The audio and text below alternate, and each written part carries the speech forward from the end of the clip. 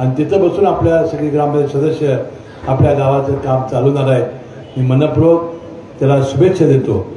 आणि 2 कामं मला आता सांगितलेली आहे की हरिजन वस्तीमध्ये गेल्यानंतर मला त्यांनी हॉल एक मागितलेला आहे.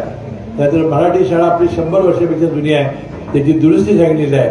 ह्या सर्व कामं याच वर्षी करून देण्याचं वचन मी या कार्यक्रमाच्या प्रसंगी देतो. फक्त मयूरनं उद्या प्रवास मला याचा आठवण करून द्यावी. त्याला आता आचारसंहिता लवकर आलेली आहे, त्यामध्ये आपल्याला लवकर हे काम करावं लागेल. बंधू भगिनींनो, ही झाली विकासाची कामं.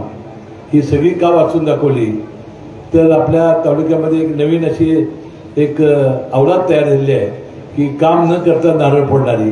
त्यामुळे आपल्या सगळ्यांच्या लक्षात असावं की काय काम आपण केलेलं आहे, त्याची आठवण असावी. अशा पद्धतीसाठी मी सगळं वाचन केलेलं आहे. देश विदेशातील प्रत्येक घडामोडींचे लाईव्ह अपडेट मिळवण्यासाठी आता साम टीव्हीच्या सर्व सोशल मीडिया प्लॅटफॉर्मला लाईक, फॉलो आणि सबस्क्राईब करा.